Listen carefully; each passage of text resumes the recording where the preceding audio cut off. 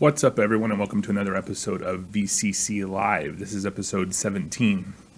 Today we're going to be remembering Eric Peterson. If you don't know who he was, you'll know more in a few minutes. We'll cover some of that. We're going to go over Sucralose. Gary Johnson supports vaping. And we have a couple other minor topics we're going to talk about and just kind of refresh your memory on. Hands for a Billion Lives. Some of you probably heard of that. Some of you haven't. We'll explain what it is. And there's a Larry Faircloth fundraiser event going on tomorrow in Lago, Florida that I'll be attending, and we'll talk about that a little bit more as well. So first off, how's things, Jay? What's going on there? Things are going well. I've been trying to get this Hands for a Billion Lives thing together. Also looking for a new day job. So it's been a tight week for me. Matt, how's things? What are you up to? Not a whole lot. Getting ready to go to Vapor Expo UK here very soon in Birmingham again.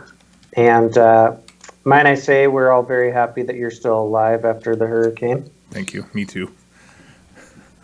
Yeah, it didn't really affect us too much here on the West Coast so far. I'm not sure where it's going to turn or what it's going to do out when it gets back to the Atlantic, but definitely prayers for those people in Haiti and the Caribbean who were just, I don't know, man, it's just been terrible down there. And then in the east coast of Florida, I haven't seen much this morning yet about it, but I did see a little bit of video and stuff, and it looks like they're getting hammered pretty hard with wind and stuff. So, yeah.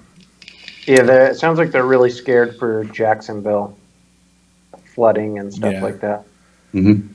So, yeah, excuse me, one of the highest category storms to hit, Florida in quite a while. So, yeah, for everyone who evacuated, probably was a very good call. For those who didn't, hopefully you guys are okay over there on the east coast of Florida and Georgia and South Carolina, North Carolina, that whole area that's going to be affected in the next day or two. So, yeah, if you notice, Nick is not with us today. He is back in the U.S., back at home, but apparently he is sick from his travels, which is what typically happens after you go on a airplane ride for hours and hours to Europe and back. So he is not with us today, but hopefully he'll be back with us next week. 2 weeks from today, I'll be in Chattanooga, Tennessee for VCCTN 16. If you're interested, people are asking me, sometimes people drop off signing up at this point because they're not sure if we have space. We do have some space left, and we definitely need supportive sponsors and vendors.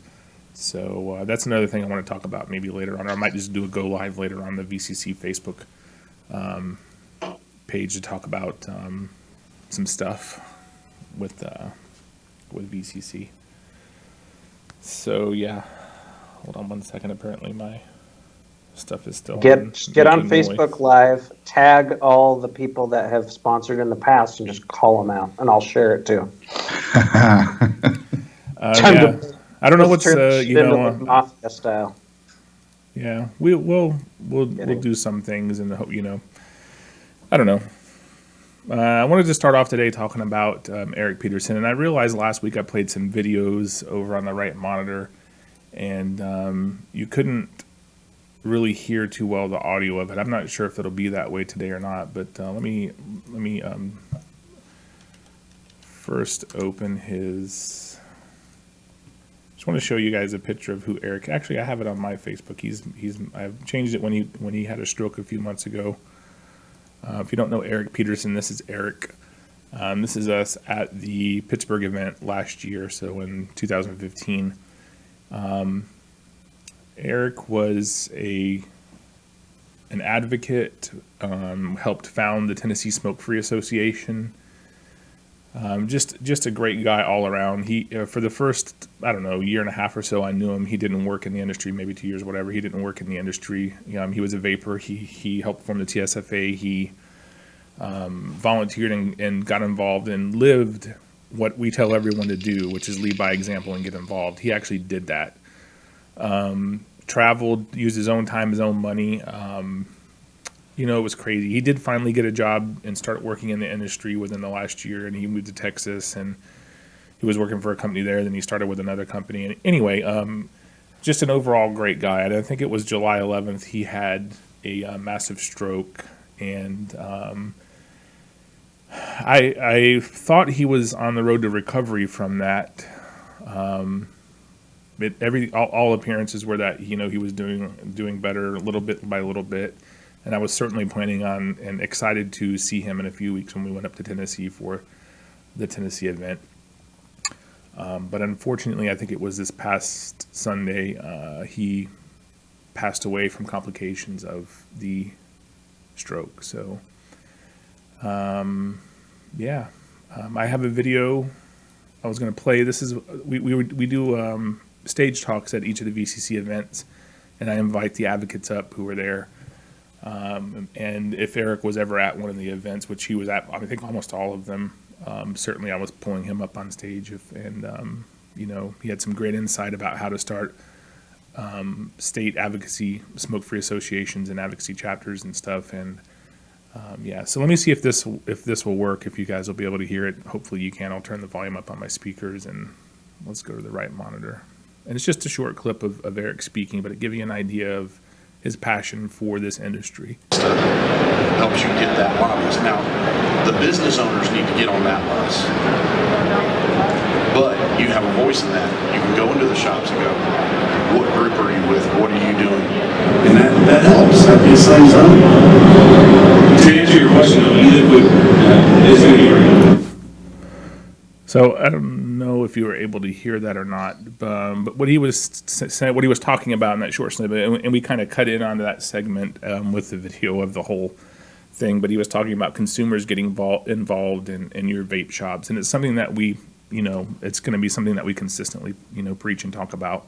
Is that consumers need to get involved and make a difference with their wallets at vape stores, and encourage the local vape shops and B&Ms and stuff that they go to support advocacy. Basically, what he was saying was support shops, support advocacy, and consumers make your voice heard.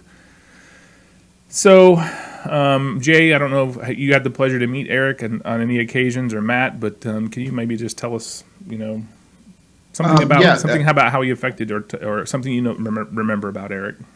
Eric was actually very helpful when we were forming the Massachusetts Smoke-Free Association. He came to a few meetings early on and really did a great job in helping to, kind of rally the troops, get us excited, get us motivated to go out and start, hammering shops to get involved, hammering consumers to get involved.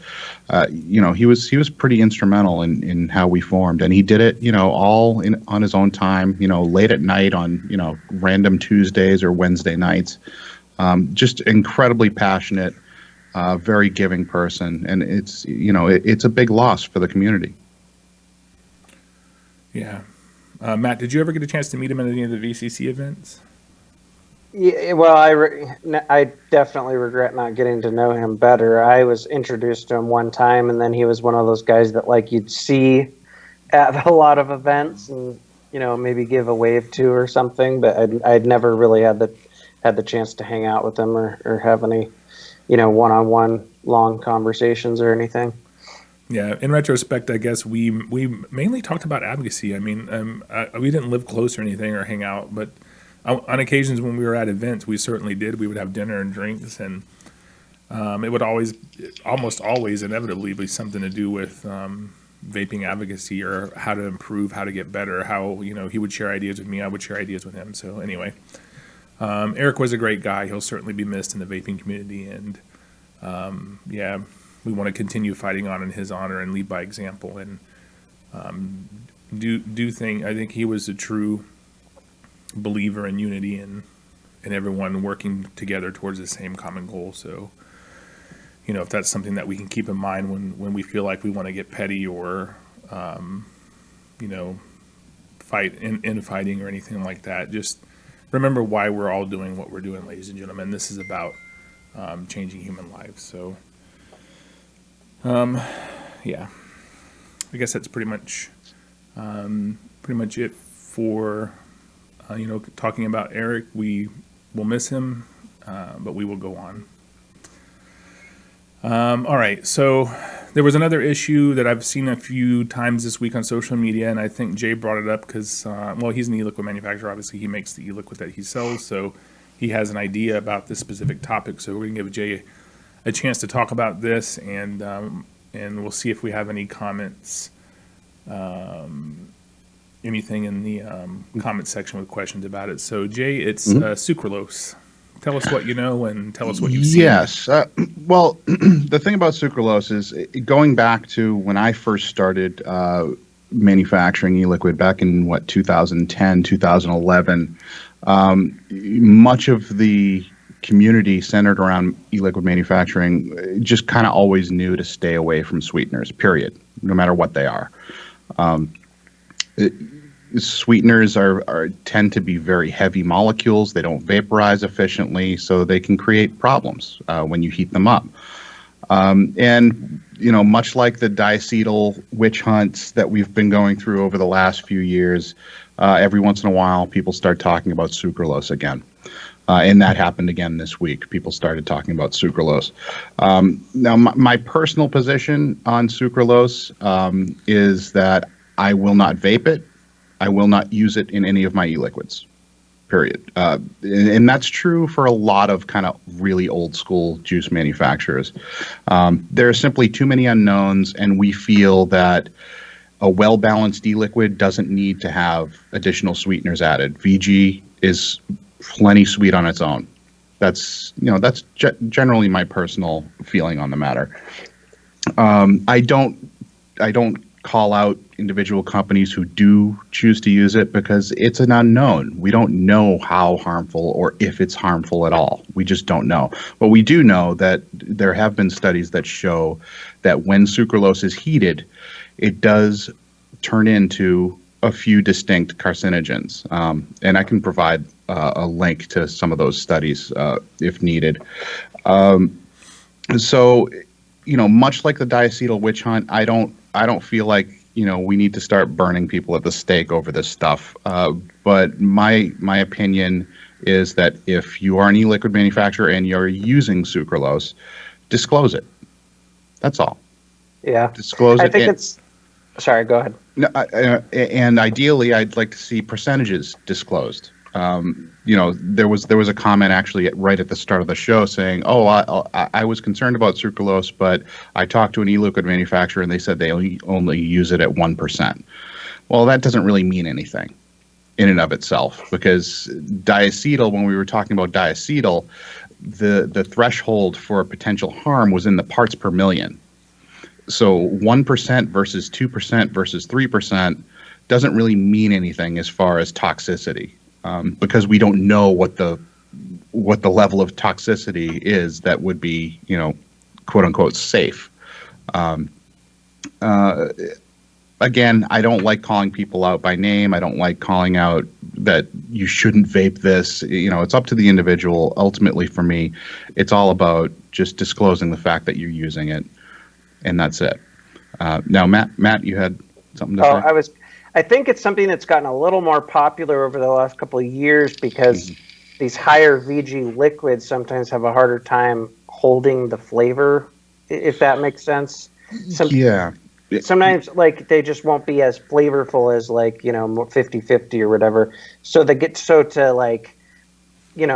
so what these guys will do is then add some sweetener to it to kind of pep it up a little bit. But and along those same lines, again, in the veteran e-liquid manufacturers community, it's commonly known that if you don't over flavor or if you don't use brute force to flavor your e-liquid, you don't need sweetener. If a lot of the overuse of sweetener comes from people who haven't been mixing for very long and they're impatient. They want to get stuff to market. They don't want to have to fine tune their e-liquids. So throw in some sweetener and that'll fix everything. It's kind of a Band-Aid.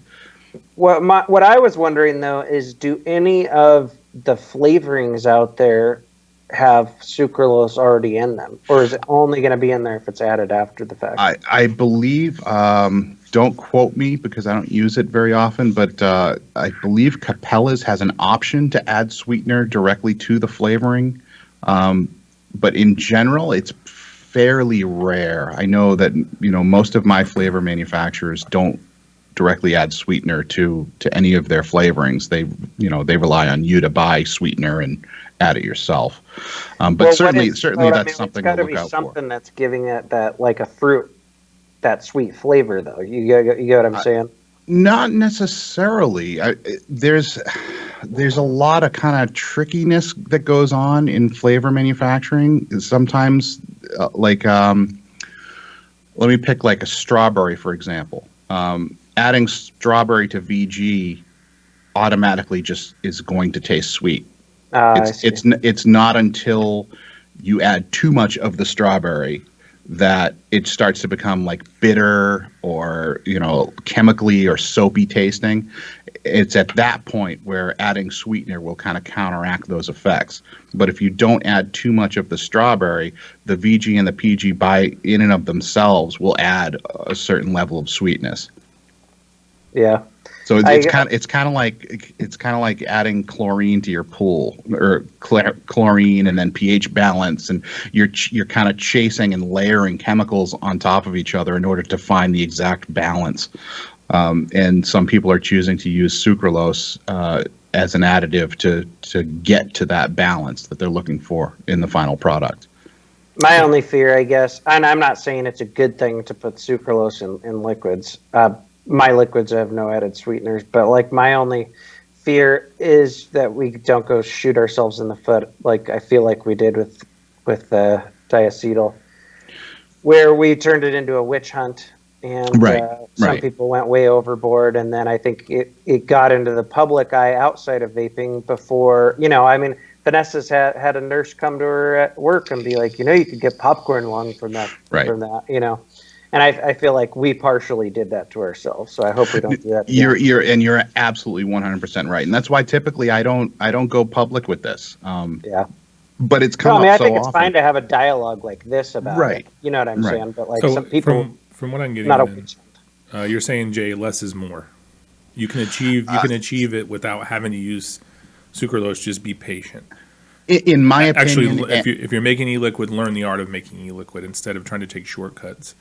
And in my opinion, yes. But again, I'm not going to fault anybody for using it necessarily. Again, let's keep in mind key. what this all is. This is tobacco harm reduction. Right. This is not tobacco harm elimination. Mm-hmm. Even if someone has sucralose, and I'm not a scientist, and please note this is just my opinion and observation. I'm not a scientist. I haven't studied this. But I do know for a fact that tobacco cigarettes, when you smoke them, produce at least 50 distinct carcinogens. They have 4,000 to 8,000. I've seen that number vary a lot. Chemicals in them, upon burning this plant matter in paper and inhaling it into your lungs. Even if you had a sweetened product, a vaping product, I would still venture to guess it would be less harmful. And I know we can't say that as manufacturers or whatever, but you know what I'm saying. I'm talking about scientific facts right now, not my. This is a fact. The Royal College of Physicians out of the United Kingdom has stated that vaping is at least 95% less harmful than combustible tobacco. So even if you were to have, sucralose in there or some levels of diacetyl, I mean, the levels of diacetyl in a combusted tobacco cigarette are astronomical. So, So yeah, just keep in mind, this is harm reduction, not harm elimination. And that's what we're doing here. Right. And a large part of the witch hunt centered around diacetyl was people not disclosing or not disclosing correctly. And it wasn't just diacetyl; it was AP and acetylene. There were other compounds that were close enough to the molecular structure to diacetyl to potentially create the same problem. Well, I'm gonna say this, and I don't want anyone to. Again, this is just playing devil's advocate for the fact that we're on a show, and I want to have a more dialogue about this. So if you're watching, don't misinterpret it and don't crucify me. But to play devil's advocate for just a second, where do you see on a pack of cigarettes or a carton of cigarettes any disclosure about the 50 carcinogens that it creates when you burn them? No, you don't. But I don't agree with that. I don't agree with that either. But I'm saying if you're going to, if there are people out there, especially in the public health sphere, like the American Cancer Society and American Lung Association and all those places that are saying vaping is just as bad for you as smoking cigarettes. First of all, cigarettes are grandfathered in under the FDA deeming regulations because they were on the market prior to February 15, 2007. Right. We know that they kill hundreds of thousands of people in the United States every year, millions across the world every year. They die from direct linkage to using long-term use of combustible tobacco cigarettes. So, I mean, I think perspective is something that really we as human beings tend to lose focus of. And the perspective here is this is a less harmful alternative to combustible tobacco, period. Should it be disclosed what you're taking into your body? Yeah, absolutely it should. But by the same coin, it should also be on packs of cigarettes and cartons of cigarettes. Well, now when I talk about disclosure, I'm not necessarily saying that there should be a warning on the label. I'm saying when a consumer asks you, is there any of XYZ compound in this e-liquid, you need to either say yes, Correct. no, or don't know, don't care. Right. But you need to be honest. But with the your fact is, the consumers. consumer will have will be able to make an informed decision. Exactly. Right. Exactly. I agree with that. And 100%. and it would be the same thing for cigarettes. I mean, cigarette manufacturers lied to us for decades about, what was in them, what was added to them, all sorts of stuff. Right. What I don't want to see is I don't want to see the same mistakes made again with the e-liquid industry. Right. I understand that, and I definitely think some companies made a mistake there, although some said, well, one of our employees didn't know any better or whatever. But on the same token, we don't need a vigilante like Russ going around freaking murdering people over it because he really doesn't care other than trying to make attention. Yeah, I mean, yeah. There's my controversial statement of the day, but I love Well, Russ, but controversy. I'm definitely with you on that. He definitely went after that, just kind of crazy. He did it to get his own rocks off and get attention for himself. Yeah, and it worked. That was my opinion. I'd say it to his face. Yeah, I mean, sucralose, good, bad, or indifferent. Some manufacturers use it. I think it's a good idea just to ask the manufacturer if you're concerned about it. Jay, do you have any links to any studies? I know you said that. I mean, if you can send them to me in the chat after the show's over, I'll be sure to include them in the description down there underneath the video replay on YouTube. And again, if you're watching this, oh, by the way, I forgot to mention this right now. If you're watching live and you haven't smashed that like button, please do it right now for us. It really helps us with SEO on Google.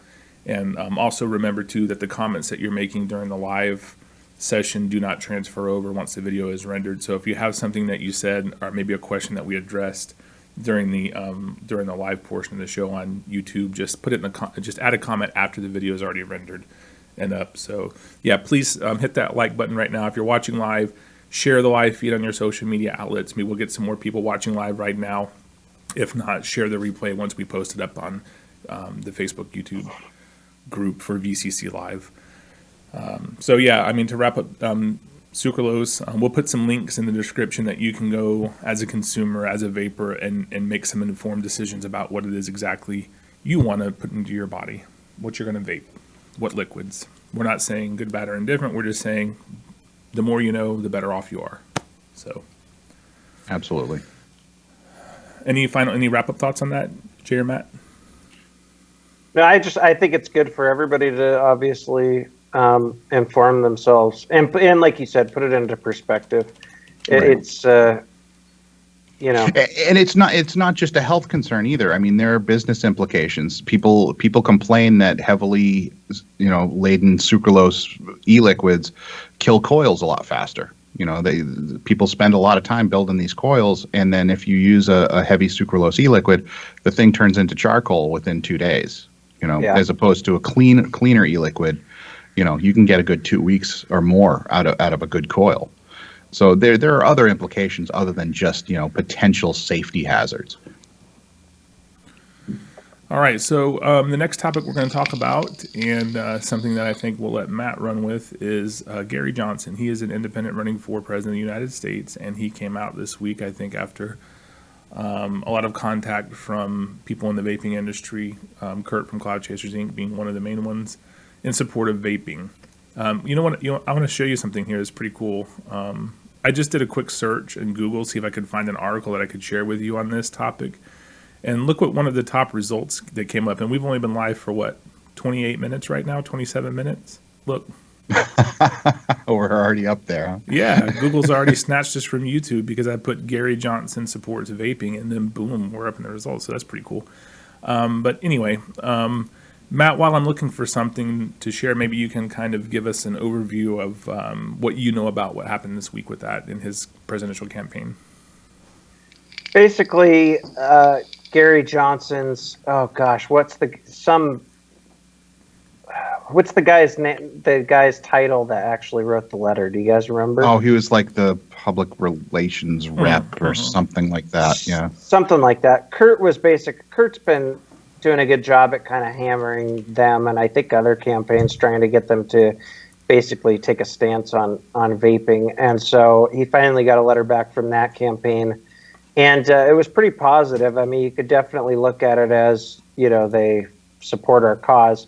They obviously made it like a broader thing about regulation, and they're not for it, and how many businesses will be killed if these regs stand and stuff. And they basically said that they think the regs are ridiculous. So that's great. So I'm going to go over to the right monitor real quick, just to interrupt you really quickly here, especially for the people listening on the podcast version. I'll read this just really quickly so they have an idea what you're talking about. Say hey to Vanessa, by the way. We just saw her walking in the background there. Kevin says hi. From the campaign office of Gary Johnson and Bill Weld. After a persistent effort from our good friend and co-owner of Cloud Chasers, Inc., Kirk Lobick, the following statement was released late Thursday evening, 10/3/16, by Jim Wallace, the National Director of the Johnson-Weld campaign. Speaking to concerned vapers, Jim Wallace, National Director of the Johnson-Weld 2016 campaign, said, quote, "In the first debate, voters listened to two candidates dance around the American economy. What you'll never hear from those candidates is how the economy is being killed by excessive regulation. Vaping, a new industry offering products as a healthier alternative to smoking, is about to be regulated out of existence. That doesn't make any sense," end quote. Citing figures from industry sources, Wallace continued, quote, "The vaping industry currently counts about 9 million customers, producing about $4 billion a year in annual sales. With the excessive regulations recently introduced by the FDA, as many as 12,000 vaping businesses will be put out of business. As Governor Gary Johnson has said, the free market and entrepreneurial spirit should be encouraged, not destroyed.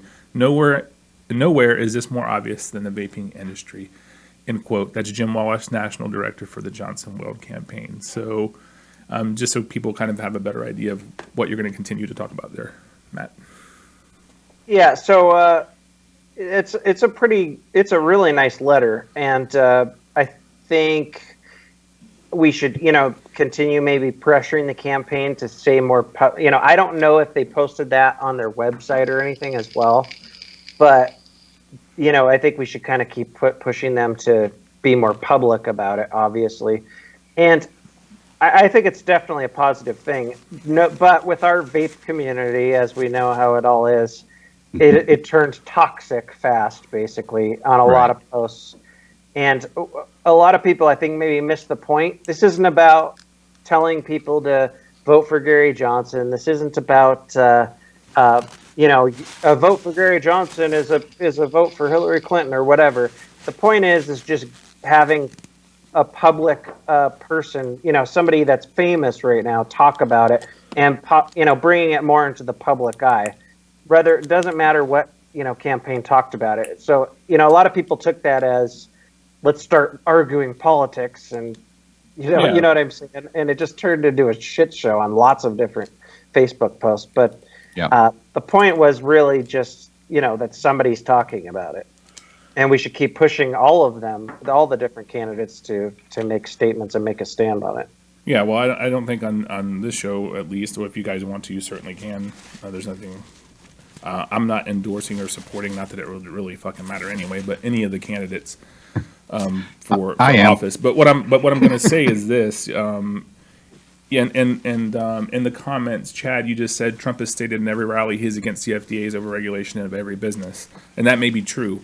But Gary Johnson's campaign specifically came out and mentioned vaping and the vaping industry, and whether he wins, whether he doesn't win. It's going to garner us some much needed positive public media, hopefully positive public media, because we are severely losing the PR campaign and with respect to the vaping industry and vapor products. And so, yeah, along the lines of what Matt was saying, it's not so much that we or anyone else is endorsing Gary Johnson for president, but we do endorse anyone who has some public image and says something or states something positive about vaping.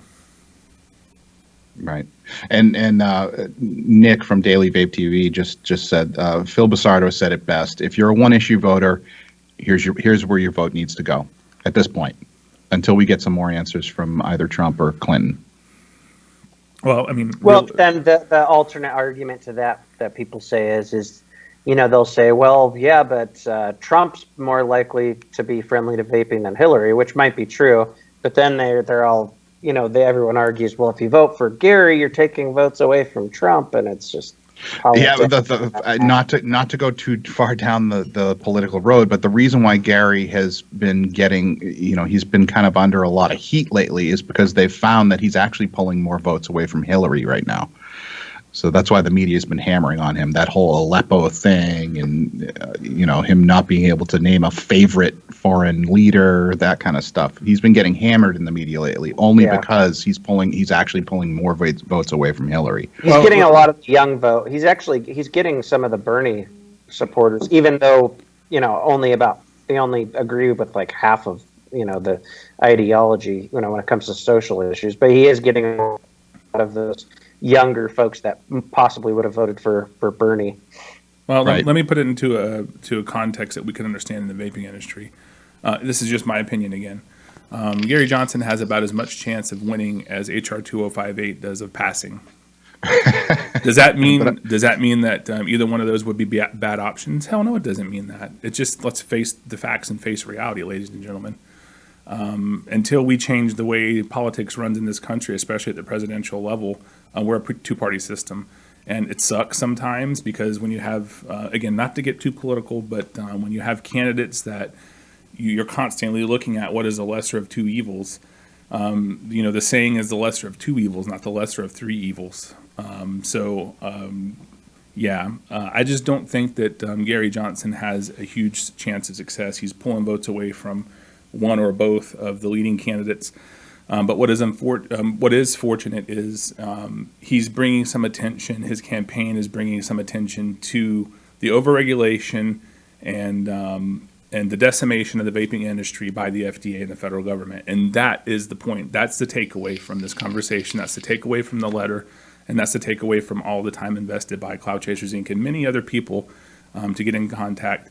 And that's pretty much the point of us bringing it up. I mean, we're not saying support or endorse Gary Johnson by any means, but we do need more positive media attention brought to vaping and the decimation of this industry, because I don't think there's been enough of it. One thing that is interesting, though, I'll just really quickly, because I know we're not talking politics, is that in the U.S. We're talking a lot about politics. We're not talking a lot about politics. We do everything in baby steps. Okay, like guys like Bernie or Gary Johnson wouldn't have gotten 1% of the vote 8 years ago. And the fact that both of those candidates have gotten as much attention as they have this time around tells me that 4 to 8 years down the road, shit could get a little crazy and interesting with the outsider candidates, or you know what I'm saying. So I don't know. It'll be interesting to see how it all plays out. Yeah. Well, anyway, I say good job to those who were able to influence a campaign with as much attention to get vaping and the overregulation of vaping into the public eye. It's not as sexy as some of the other news stories out there right now, so let's see how much they actually run with it. But, yeah. Well, that's why people should definitely, send the Johnson campaign messages or letters or call and kind of urge them to say more about it publicly. It's one thing them sending an email to someone in the vaping industry, but it would be another thing if they posted that on their website or said something in one of their mass emails that they do. Just as a word of caution, I would say if you're going to spend effort and time into doing something like this, and I know some of the people who have contacted Gary Johnson's campaign probably already have, but Make sure you're spending an equal amount of effort and time contacting your representatives and urging them to support Cole Bishop. The inclusion of Cole Bishop into the funding package for this December's vote, because I promise you that's infinitely more important than whether or not Gary Johnson gets a news story about vaping out there. If we don't get Cole Bishop passed, if we don't get it through, if we don't change the predicate date, we're fucked anyway. So what does it matter? Jay? Yes. My name's Jay DeLugo, and I support this message. Feel the Johnson. All right. Feel the Johnson, Jesus. All right. So, moving on. We're going to talk for a second. Any comments or anything in chat about that, by the way, Jay? I've been kind of not really paying attention to chat. A lot of smiles. Demetrius has decided to join us. That's nice. Hey, Demi. What's up, Demi? Paula, Ash, Mitch, thank you guys for joining. Now, you know how I know Nick from Vaping Joe, and I'm about to talk about his event that he's doing tomorrow. Nick's from Vaping Joe, the Vapors Depot. He's calling me right now, so obviously he's not watching us live. So thanks for that, Nick Orlando. So that's the next thing I wanted to talk about really quickly here. We're going to go to this. I'll be doing this. I'll be there tomorrow. I'll probably be there from about 6 to 8 or so, 6 to 9. I went to an event a few weeks ago down in the Largo, Clearwater, St. Pete area where a vape shop was doing a fundraiser for the Larry Faircloth lawsuit. And so let's go over to the right monitor here real quick. At the Vapors Depot tomorrow in Largo, they are having another event. That's not the thing I was looking for. Tomorrow from 6 to 10, 101 Clearwater Largo Road, Suite 1. If you guys want to come out, talk about some advocacy, get some support and rallying for the Larry Faircloth. He is a public official, representative out of West Virginia who is suing the FDA. And his lawsuit obviously needs financial support as well. And there was a flyer on this, but I do not know where it's at. Let me see if I can find it. Yeah, this is it right here. This is the right one I was looking for. So you can see we have some support from different people, and we'll be having raffles. VCC Liquids, of course, is contributing the whole line, 75 milliliter bottles of each, and we're going to do some raffles and different things in support of Larry Faircloth's lawsuit. So if you are around tomorrow in the Tampa Bay area and you want to head over 6 o'clock, you can look up the information here. Please come check that out, meet up with us, discuss advocacy and what you can do to get involved and support that. So, and then we have, which I think Jay is going to talk about real quick, but I'll come over to it really quickly here. Hands for a Billion Lives. So, Jay, you want to talk while I'm kind of scrolling around the website, which you can find at handsforabillionlives.com. I will post a link in the description to that as well. Sure, I can speak to what my experience has been so far getting involved with this. So I was contacted by Shell Hamill over in Texas regarding possibly getting involved in this project, which essentially the aim of which is to hold a rally on, I think it's the 22nd of October, which is actually pretty quickly. To hold a rally at a public location in every state in the United States. And the goal ultimately, I think, is to just draw attention to the fact that, 1 billion lives will be lost over the next however so many years due to the FDA regulations. And, incidentally, also promote the Billion Lives film. So we've been working over the last week and a half or so, just trying to get representatives in each state that have the ability and the resources to organize such an effort. Literally, it's just finding a public place, letting your local media know, and just holding hands with each other silently, preferably with a Billion Lives t-shirt if you have one. So we'll see how that goes over the next couple of weeks. I've picked a potential location in Massachusetts for it, Boston Common. That's probably the most intuitive site for such an event. But we'll see how that goes. I'm actually going to be in Tennessee that weekend. At least that's what my plans are. So I need to find some other facilitators in the area that can help me with that. I'm going to share that too because Dimitri contacted me within the last week about doing something at the VCCTN event in Chattanooga at the Convention Center. As you can see, Tennessee is listed there. Mm-hmm. And the date and time that I got was October 22nd at 2:22 p.m. Correct. I'm seeing some different 10:22, 2:22. Yeah, I'm seeing different ones. Like this one says October 21st at 7 p.m. So I thought it was supposed to be all at the same time. I guess I'm a little bit confused on the logistics of it, but. Well, when you have, at least 50 people trying to organize something, some wires are going to get crossed, especially when you're trying to do it on short notice like this. Right. But at our last meeting, which I think was Monday, we had decided on the 22nd at 2:22. Yeah, someone asked me to show Wyoming, so let me just put that information up there real quick on the video. We will have a link to this website in the description, so if you're curious about when and if something is happening close to you, check this page out. It's on the locations, time, and date tab. But here's Wyoming. It's literally just handsforabillionlives.com. Right. If you guys want to check it out. So yeah, I mean that's definitely something that we are behind and want to get behind and make sure that if you can attend one of the local events that are happening around you, and if you're going to VCCTN 16 in Chattanooga, Tennessee, obviously we'll be making announcements about it. If you have a Billion Live shirt, please wear it. I'm sure we'll have some photo ops there and try to get some stuff, maybe do a write-up and get some stuff in the media. You're welcome, Byron. Thank you for tuning in.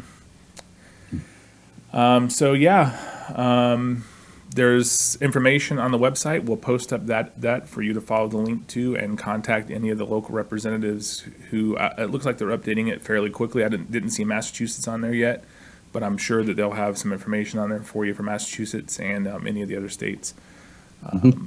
So very cool. Very good thing to get behind. So let's see, we're at 45 minutes and that's all that we had scheduled to talk about today. Is there anything else that you guys can think about or maybe any questions in general from the chat? Just also to remember, if you're in the chat and you have not hit that like button, please do so now. Be sure to share the replay when it comes up, and we'll have Jay usually takes a day or so to get the audio from this live or a week on YouTube, or a week, just depends. But it will be eventually up on smokefreeradio.com as well on the replay.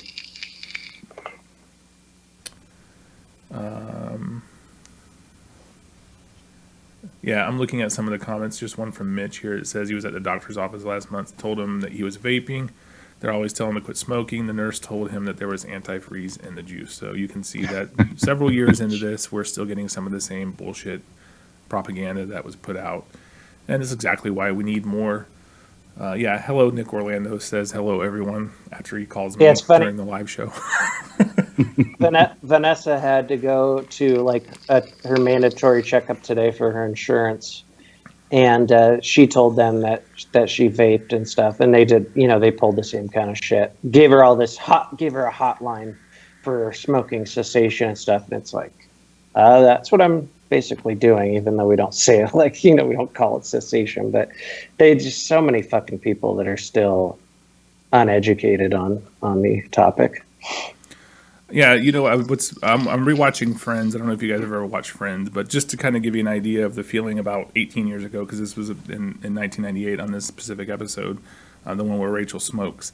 And she started working for Ralph Lauren, and she goes down with her bosses they're always making, decisions on their smoke break. So she is trying to fit in with them and pretends that she's smoking, and then convinces them to quit and tells them that they'll use the patch together and stuff like that. And what's funny is it cuts to a scene a few minutes later, and both of her bosses are back downstairs smoking again. And she's like, "What are you doing? I thought we were quitting." And they were like, "We were using the patch. We were patch buddies," or something like that. And they were like, "Yeah, those things don't work." I was like, even 18 years ago, even 18 years ago, way, way before e-cigarettes were even a thing, I think people had a pretty good idea of the fail rate of NRT products that are approved by the FDA and are supposed to be getting people off of combustible tobacco. So, anyway, I just thought that was funny in pop culture, how I see things now and notice things. Any other comments from chat? Anyone have any questions in chat? Anything that you want us to cover? We have about, I don't know, 5 or 10 minutes left. If not, we can end it early. It's not a huge deal. We'll be back next week for sure. And then 2 weeks from now, we will be off because all three of us hopefully will be in Tennessee for VCCTN at Chattanooga Convention Center. Just to kind of refresh your memory on that. If you're watching this and you know of any vendors who you want to see there who's not on the vendor list already, please reach out to them, contact them, have them get in touch with me, Kevin Skipper, admin at vapingcc.com. I'll definitely get back in contact with them and see if we can get, the last few spaces. We do have some spaces remaining for sure. So, yeah. The law in Pennsylvania, I haven't seen anything this week. I know, again, that they're pursuing the House bill with the 5 cents per milliliter to replace the 40% floor tax. But I don't know about YouTube. Have you guys seen anything this week? I haven't seen any movement on it this week. No, I haven't seen anything. I mean, it's going to be a slow roller, unfortunately. And the thing is that even if they get it passed, again, the huge push that I've been seeing the last week is to contact Governor Wolf and urge him not to veto the new legislation. Mm-hmm. I do have some questions coming up in chat. Do you guys think it's a good idea to have so many groups being funded for the same thing? I believe this is from Ash. I believe they were referring to, the fact that we have CASA, we have the Absolutely. ABA, we have, the VTA, all these different groups. So if anybody wants to tackle that, I certainly have my opinion. It's a great idea. The more people you have on board from different perspectives, pursuing different angles, absolutely. Why wouldn't it be? Well, I they think all do a little bit different things. Too. Right. I mean, there are a few orgs that are kind of the same, but they do different. Go ahead, Jay. Yeah, well, and I think that's what this person is trying to get at, is that wouldn't it be more efficient to just have one big organization like the NRA, like for vaping? Unfortunately, I don't think that would work in this industry right now. There are so many different fights. Once there's a little more consolidation, maybe one organization could do it all. But right now, I mean, CASA is strictly a consumer advocates group. The AVA is strictly a PR firm. The VTA is they're primarily focused on legislative efforts, correct? Or not legislative, but judicial efforts, right? Who, the VTA? They're mainly federal lobbying, and they're focusing on the federal level. Yes. Federal lobbying, okay. And then there's the multitude of state organizations spread across the SFATA and the smoke-free organizations. They all have different roles, and until we find a level of leadership and structure within the industry and community, this is just how it's going to have to be for now. Well, I think when people try to compare what we're doing here to something like the NRA, keep in mind the NRA has been around for a long time. They're very well funded. Exactly. Will at some point we be there? Probably at some point. But you're talking about an industry with associations that have been around for 6 years or less. So yeah, I think for what it is, for now, this is the approach that we're going to have to take, and then over the as time goes by, if we're able to get Cole Bishop through, and if we're able to change the predicate date and save the industry. Also, another argument is that we don't really want the consumer organizations together with the business organizations, because with the regulations now, the consumer organizations can say things that the business organizations can't. For example, health claims, things like that. Excellent point. Point. So that's because I kind of felt that same way in the past. Like, why don't we all get together into one big mega group? And then after talking to like Alex from CASA about it and stuff, he's definitely made some good points as to where they would kind of, be tied back a little bit from being able to say some of the things that they can say now, being independent from the business organizations. So Mitch asks, he's essentially just asking if we're all former smokers. Quick answer: yes, I am. Yes, I smoked 15 years smoker. I smoked for 25 years before finally discovering e-cigs. Mine was 15 years, pack and a half a day, before I discovered e-cigs in 2013. And Matt, I think, was as well. I think Matt started as a teenager. I started when I was 21, which is... Oh, yeah. Yeah, I smoked for, like 12, 13 years. I had oral cancer. Oh, I didn't know that. Yeah, it's squamous cell carcinoma. I had to have surgery on my mouth. That was one of the things that finally got me to say fuck it. I'm done this time.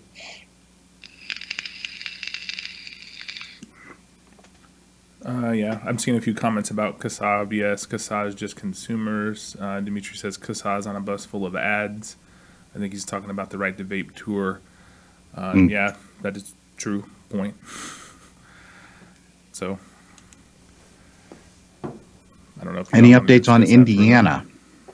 Any updates on Indiana? I have not heard anything about Indiana in the past week. I haven't heard anything on Indiana in a while. So no, but we can find out more if that's something of interest to you.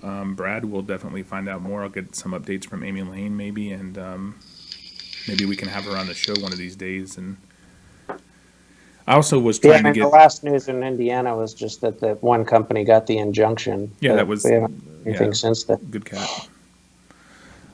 So yeah, that's the last thing that that we had to talk about for that. All right, well, we're a few minutes early, but I think we're going to wrap it up unless anyone else has anything earth-shattering to say right now. We appreciate you guys tuning in. Make sure you hit that like button. Don't forget your comments do not transfer over.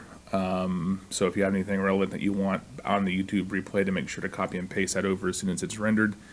We will be back next week. Hopefully Nick will be joining us if he is feeling better, which I think he should be hopefully by next week.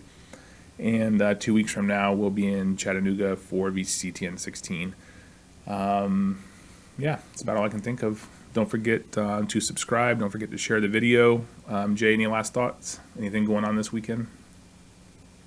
Just filling orders. Okay. Trying to get my butt to Tennessee this month. That's a good thing. Matt, anything going on this weekend for you? So I can visit Amy. Not this weekend. Just getting ready for our trip to go to England. So we are leaving. We're going there a little bit early because we're going to go to Scotland for a couple days first. So we're leaving Sunday. All right. Well, I'll be tomorrow at the Vapors Depot in Largo. Meet Larry W. Faircloth. We're going to help support his lawsuit against the FDA. Yeah, that's all I got. Remember, you don't have to do everything. You do have to do something. Get involved.